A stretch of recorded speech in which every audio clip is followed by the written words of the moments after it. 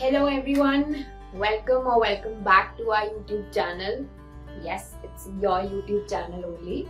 It's for you guys, created for all of you, where we can share our knowledge.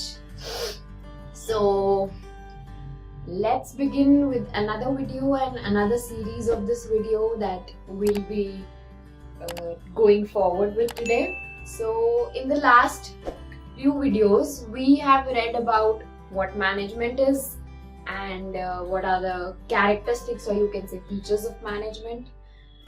So now going forward, we are going to start with objectives of management.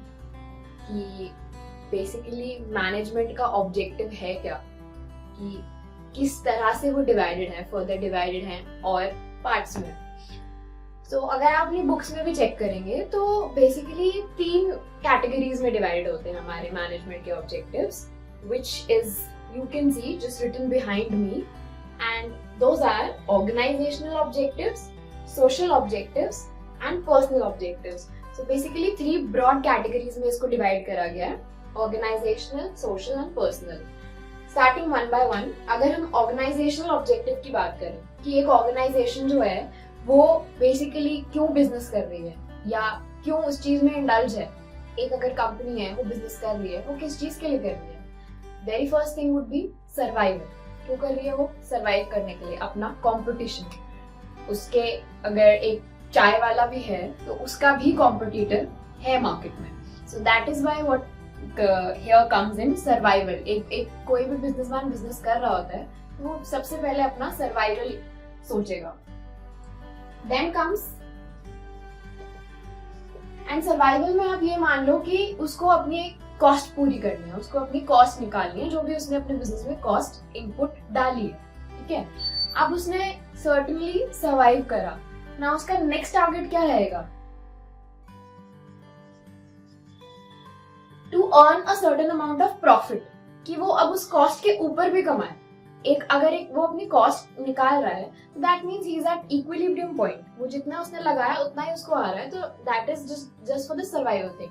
अगर वो उस cost से ऊपर जा रहा है, that means he is earning profit, which is another organisational objective. कि एक ऑर्गेनाइजेशन का ऑब्जेक्टिव क्या रहेगा?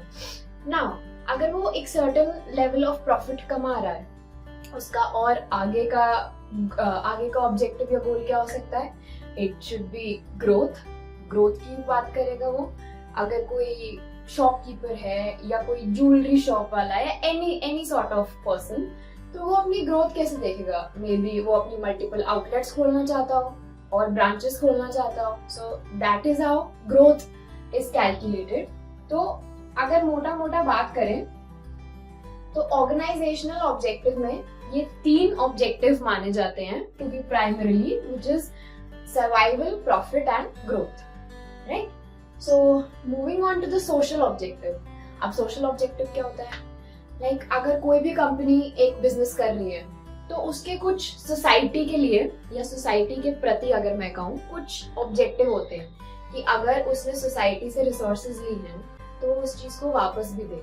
जितना उसने सोसाइटी से लिया है वो उसको वापस दे. सो वो कैटेगरी आती है हमारे सोशल ऑब्जेक्टिव के अंदर. तो सोशल ऑब्जेक्टिव्स क्या हो गए? जैसे जो भी चीज प्रोड्यूस करी जा रही है उसमें कम से कम एनवायरमेंटल पोल्यूशन हो, कम से कम. ठीक है, क्योंकि हम बाहर नेचर में ये सब दे रहे हैं. हमारी रिसोर्सेज कम से कम यूज हो, मिनिमम वेस्टेज हो रिसोर्सेज का. वो हो गए हमारा सोशल ऑब्जेक्टिव्स में. हम ज्यादा से ज्यादा एम्प्लॉयमेंट अपॉर्चुनिटीज क्रिएट करें. अगर कंपनी इस्टेब्लिश हो रही है या शॉप ओनर या शॉप खुल रही है तो उसमें बंदा अपने स्टाफ रखना चाहेगा, which is what says as कि हम employment opportunities create करें लोगों के लिए. So अगर मैं इसमें ज्यादा से ज्यादा बोलना चाहूँ तो हम इसमें employment opportunities लिख सकते हैं कि हम create कर रहे हैं, और हम इसमें environment friendly, you can add this point, environmental friendly products use कर रहे हैं और we are not harming the environment. ठीक है, तो ये आ गया हमारा social objective में. Now speaking about the last one, that is the personal objectives. Personal objectives में क्या हो जाएगा कि आप एक जो कंपनी है वो अपने एम्प्लॉयज के लिए सोच रही है. एम्प्लॉयज के लिए सोचना is equivalent to what a company should be doing. Because आपकी कंपनी एम्प्लॉयज से ही चल रही है. सो पर्सनल ऑब्जेक्टिव्स में क्या आ जाएगा? You are fulfilling the needs and interest of your employees. वो कैसे कर सकते हैं आप? Giving them incentives, giving them bonus, उनको रिकग्निशन देके, to provide certain status. So that is what personal objectives are here for. So मोटा मोटा we have read about all the 3 objectives. So I would want you guys to have a look in your books.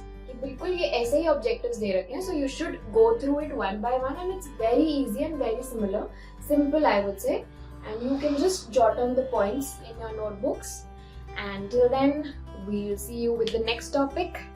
Thank you for watching and see you.